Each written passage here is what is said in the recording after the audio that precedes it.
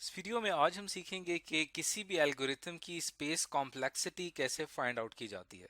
पहले हमें ये पता होना चाहिए कि स्पेस कॉम्प्लेक्सिटी क्या होती है। स्पेस कॉम्प्लेक्सिटी दरअसल ये अमाउंट ऑफ वर्किंग स्टोरेज है या ये अमाउंट ऑफ मेमोरी है जो कि चाहिए होती है किसी भी एल्गोरिथम को ताकि वो प्रोसेस हो सके या वो एग्जीक्यूट हो सके। अब किसी भी एल्गोरिथम, जैसे कि हम जानते हैं कि algorithm step by step process को एल्गोरिथम कहा जाता है। हम जब भी कंप्यूटर से पे कोई भी एल्गोरिथम एग्जीक्यूट करते हैं तो एल्गोरिथम को वहां पे मेमोरी चाहिए होती है, तभी जाके हमारा प्रोसेसर हमारे एल्गोरिथम को प्रोसेस कर पाता है, एग्जीक्यूट कर पाता है। लेकिन सवाल ये पैदा होता है कि ये मेमोरी एल्गोरिथम को क्यों चाहिए होता है, क्या वजह होती है इसकी। इसकी वजह ये होती है कि हमारा जो एल्गोरिथम होता है इसके अंदर वेरिएबल्स मौजूद होते हैं। और हम अच्छी तरह से जानते हैं कि जो जो भी वेरिएबल होता है ये क्या करता है, एक single variable memory space occupy करता है। यानी कि हमारी जो कंप्यूटर के अंदर रैम होती है वहां पे इसको स्पेस चाहिए होती है।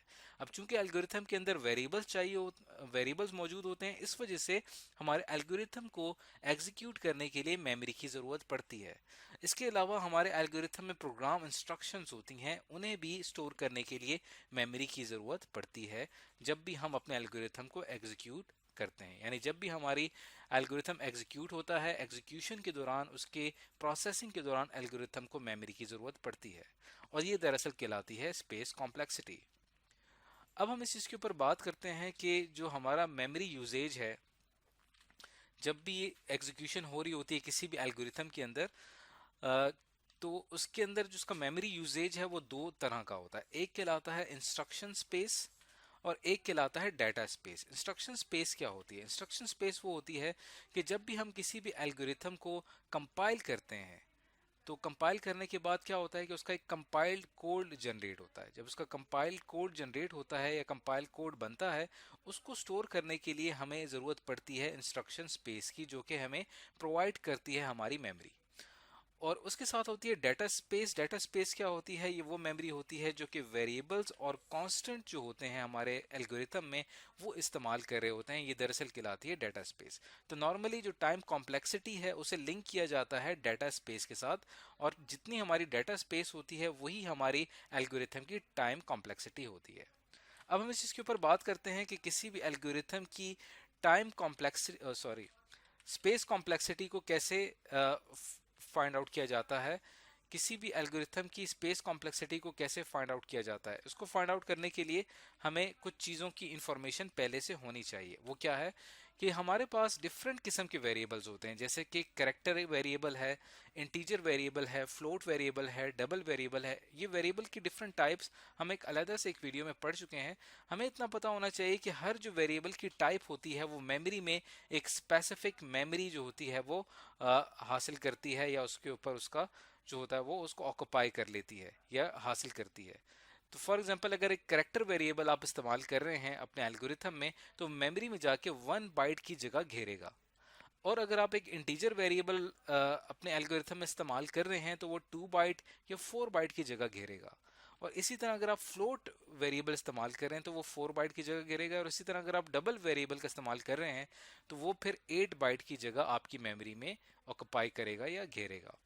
तो ये इन्फॉर्मेशन आपको होनी चाहिए, क्योंकि हमने करना क्या होगा, हम अपने एल्गोरिथम में देखेंगे कि वेरिएबल्स कितने हैं और हर वेरिएबल कितनी जगह ऑक्युपाई कर रहा है, वही उसकी स्पेस कॉम्प्लेक्सिटी होगी। अब हम इसको एक एग्जाम्पल से समझ लेते हैं। फॉर एग्जाम्पल हमारे सामने एक छोटा सा एक एल्गोरिथम है और इस एल्गोरिथम को हमने एक प्रोग्रामिंग कोड में कन्वर्ट किया हुआ है। अब अगर आपसे कहा जाए कि इसकी स्पेस कॉम्प्लेक्सिटी फाइंड आउट करें तो आप किस तरह से करेंगे? तो हम इसके अंदर देखें कि 4 वेरिएबल्स इसके अंदर इस्तेमाल हो रहे हैं, ए, बी, सी और जेड। ये 4 वेरिएबल्स के अंदर इस्तेमाल हो रहे हैं और इन चारों वेरिएबल्स को अगर हम प्लस करें तो हमारे पास जवाब क्या आता है? एक वेरिएबल जगह यहाँ पे ऑक्युपाई कर रहा है, मिसाल के तौर पे एक इंटीजर ज़्यादा से ज़्यादा जो जगह ऑक्युपाई करता है, जगह घेरता है, 4 बाइट्स की होती है। तो लेट्स सपोज जो हमारे पास वेरिएबल ए था उसने जगह ऑक्युपाई की 4 बाइट्स की। इसी तरह जो वेरिएबल बी था इसने जगह ऑक्युपाई की 4 बाइट्स की। इसी तरह सी ने हासिल की जगह 4 बाइट्स की। और जो इनका और जेड जो जगह ऑक्युपाई कर रहा है वो भी कितनी है? 4 बाइट्स। तो ये चारों वेरिएबल 4 4 बाइट्स की जगह जो है वो मेमोरी में हासिल कर रहे हैं। अगर हम इन तमाम को प्लस करें तो टोटल जवाब हमारे पास क्या आएगा, 16 बाइट्स का। लेकिन उसके बाद जब 16 बाइट्स जो हैं वो इन वेरिएबल्स को एलोकेट हो जाएंगी, लेकिन उसके बाद फिर क्या होगा कि जो हमारी रिटर्न वैल्यू होगी उसके लिए हमें एक अलग से एक मेमोरी के अंदर स्पेस चाहिए होगी, जो भी क्या होगी वो भी हमारी 4 बाइट्स होगी। रिटर्न वैल्यू क्या है, यानी इनका जो रिजल्ट है, यानी प्लस होने के बाद जो इनका रिजल्ट हासिल हुआ है उसके लिए भी हमें 4 बाइट्स की मेमोरी चाहिए होगी। वो भी इसमें हम अगर ऐड कर दें तो टोटल वैल्यू हमारे पास बनती है 16 बाइट्स प्लस 4 बाइट्स, ये बन जाएगा 20 बाइट्स। तो ये दरअसल है हमारी स्पेस कॉम्प्लेक्सिटी इस छोटे से एल्गोरिथम की। इसे कांस्टेंट स्पेस कॉम्प्लेक्सिटी भी कहा जाता है। कांस्टेंट स्पेस कॉम्प्लेक्सिटी इसलिए कहा जाता है क्योंकि इसकी वैल्यूज कांस्टेंट है, यानी इसके अंदर जितने भी वेरिएबल्स हैं वो हमारे पास जो मौजूद है उनकी तादाद जो है वो कांस्टेंट ही है, यानी उसके अंदर किसी किस्म की कोई फ्लेक्सिबिलिटी ऐसा नहीं है कि थोड़ी देर बाद वेरिएबल्स की तादाद बढ़ जाएगी या वेरिएबल्स की तादाद कम हो जाएगी। हमारे एल्गोरिथम में फिक्स नंबर ऑफ वेरिएबल्स हैं और उनकी एक कांस्टेंट स्पेस कॉम्प्लेक्सिटी है। अब इसकी स्पेस कॉम्प्लेक्सिटी हमें समझ में आ गया कि हम अपने एल्गोरिथम में जो हमारे वेरिएबल्स होते हैं वो जितनी जगह ऑक्युपाई कर रहे होते हैं वो दरअसल हमारी स्पेस कॉम्प्लेक्सिटी कहलाती है। अब इसकी एक और टाइप आती है जिसको हम कहते हैं linear space complexity. Linear space complexity वहाँ पे इस्तेमाल की जाती है जहाँ पे हमारे पास एक ऐसा डाटा स्ट्रक्चर होता है जिसके अंदर हमें पता नहीं होता कि हमारी वैल्यूज़ फिक्स्ड हैं या हमारी वैल्यूज़ ज़्यादा भी हो सकती हैं और वैल्यूज़ कम भी हो सकती हैं। मिसाल के तौर पे जो हमारे पास अरे का जो डाटा स्ट्रक्चर होता है, जैसे यहाँ पे आप देखें कि एक सम का एक फंक्शन है जो क्या कर रहा है, एक अरे पास कर रहा है अपने अंदर से। अब ये जो अरे इसके अंदर से पास हो रही है, इस अरे का साइज जो है वो हमारे पास हमें एग्जैक्ट नहीं पता कि उसका साइज क्या होगा। तो फिर यहाँ पे आप देखें कि जो जितने भी वेरिएबल्स के अंदर इस्तेमाल हो रहे हैं, एक इसके अंदर x वेरिएबल इस्तेमाल हो रहा है, यानी इसकी जो स्पेस कॉम्प्लेक्सिटी की अगर बात की जाए तो x वेरिएबल 4 बाइट्स की जगह लेगा, प्लस एक इसके अंदर i वेरिएबल इस्तेमाल हो रहा है तो i भी जो है वो 4 बाइट्स की जगह घेरेगा, और इसी तरह इसके अंदर एक n वेरिएबल इस्तेमाल हो रहा है जो कि वो भी 4 बाइट्स की जगह घेरेगा। तो ये 12 बाइट्स जो है हमारी इन तीनों वेरिएबल्स की आ जाएगी। लेकिन जो हमारा अरे है, अरे का जो साइज है वो हमें पता नहीं है या वो डिपेंड करता है कि वो कितना है। तो अरे का साइज जो है वो चेंज हो सकता है। तो जो अरे की जो स्पेस कॉम्प्लेक्सिटी है वो दरअसल करती है इस n की वैल्यू पे। ये n क्या चीज़ है, n दरअसल अरे का साइज है। यानी अरे अगर 4 साइज की है तो इसका मतलब कि हम 4 को मल्टीप्लाई कर देंगे 4 के साथ तो उसकी स्पेस कॉम्प्लेक्सिटी बन जाएगी 16।